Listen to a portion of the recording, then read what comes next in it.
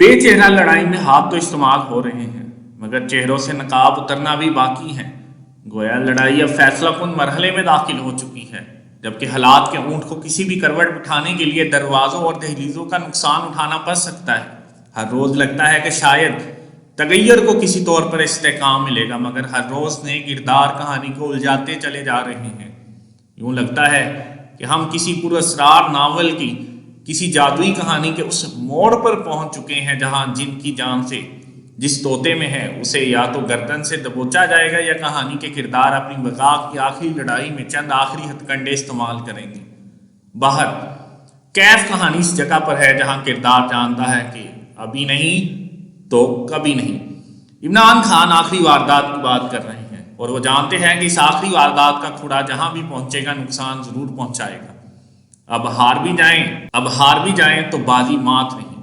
اب جنہیں آخری واردات کا احساس ہے وہ آخری لڑائی میں جان کی بازی بھی لگا سکتے ہیں اور مد مقابل کو حیران بھی کر سکتے ہیں۔ آڈیو سیزن میں شاید یہ آخری سیزن ہو، مگر اس سیزن کا کلائمیکس چکا دینے والا ضرور ہو سکتا ہے۔ اس سے قبل آنے والی آڈیوز اور اس آڈیوز میں فرق یہ ہے کہ اس میں وزیر اعظم آفس سمیت تمام اہم افسران کو غیر محفوظ دکھا کر یہ پیغام دیا گیا ہے کہ ہم طاقت کا اصل مرکز ہیں۔ اب یہ پیغام کون دے سکتا ہے، اس پر کسی کے آسرائی سے بہتر ہے کہ چند سوالات اٹھا دیے جائیں۔ وزیر اعظم کے آفس، گھر، سیکٹری یا ان کی کابینہ کے فون غیر محفوظ اور سائبر حملوں کی لپیٹ میں ہیں، تو اس کا فائدہ کس کو ہے اور نقصان کس کو ہو سکتا ہے؟ ان دفاتر کی سیکیورٹی کن کن کے ہاتھ رہی ہے یا تاحال ہے؟ اگر ہیکر کے پاس گھنٹوں کی ریکارڈنگ موجود ہے تو کون کون سا مواد ہیکرز کے ہاتھ لگا ہے جس کی وہ بولی لگا رہا ہے؟ ہم ایک نیوکلیئر ریاست ہے، اگر وزیر اعظم ہم اس محفوظ نہیں تو دنیا بھر میں اس پر بھی سوال اٹھائے جا سکتے ہیں۔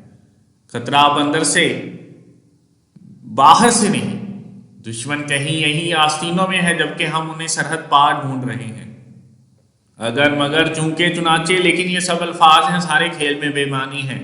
اصل جواب کیوں کر میں چھپا ہوگا جس کی تلاش جاری ہے اور کھرا کسی جگہ پہنچ رہا ہے۔ دلچسپ امر یہ ہے کہ آڈیو لیکس میں وہ آڈیو خان صاحب کے علم میں ہے جو ابھی تک منظر عام پر نہیں آئی۔ آخر وہ کون سے ذرائع ہیں جو ڈارک ویب پر آڈیو ڈالنے سے پہلے خان صاحب کو آگاہ کر رہے ہیں کہ انہیں توشہ خانہ کیس میں نااہل کیا جا رہا ہے؟ وہ کون ہے جو اس اندھے جال میں ڈالی گئی آوازوں کو جان دے سکتا ہے، جو بروقت یا وقت سے پہلے انہیں خبردار کرتا ہے؟ کیا سب محض اتفاق ہے؟ کیا اس کی بنیاد پر عمران خان کو شامل تحقیقات دیا جا سکتا ہے؟ عمران خان صاحب آخری واردات میں 3 وکٹیں گرانے کی بات بھی کر رہے ہیں۔ آصف زرداری، شہباز شریف کی وکٹیں، جبکہ تیسری نامعلوم وکٹ جو انہیں معلوم ہے تاہم وہ نام لینا نہیں چاہتے۔ اب یہ نامعلوم وکٹ وہ کیسے گرائیں گے یہ سمجھ سے بالا تر ہے، کیونکہ اگر تیسری وکٹ سے مراد آرمی چیف ہے تو وہ کسی بلبوتے پر گرانے کا دعویٰ کر رہے ہیں۔ ان کے پاس ایسا کون سا آئینی اختیار ہے جس کو وہ استعمال کر سکتے ہیں؟ کیا انہیں اس سلسلے میں کہیں سے کوئی امید اب بھی باقی ہے؟ آخری واردات کا ایک مطلب یہ بھی نکالا جا سکتا ہے کہ یا تو واردات کامیاب ہو جائے گی یا وارداتیہ پکڑا جائے گا۔ واردات چونکہ ہمیشہ چھپ کر ہوتی ہے لہذا وارداتیہ اب تک سامنے نہیں آیا۔ ہو سکتا ہے سیکیورٹی کمیٹی وارداتی کا کھوج لگا لے اور اس معاملے کو کسی منطقی انجام تک پہنچانے میں کامیاب ہو جائے۔ بہرحال اب اس تجسس سے بری سیریز کو کسی نہ کسی انجام تک تو جلد پہنچانا ہوگا، ورنہ طاقت کے مرکز پر تو سوالات اٹھ ہی چکے ہیں اور یہ سوالات اب اٹھتے رہیں گے، کیونکہ پاکستان بھی اب ڈیجیٹل ورلڈ کی طرف جا رہا ہے۔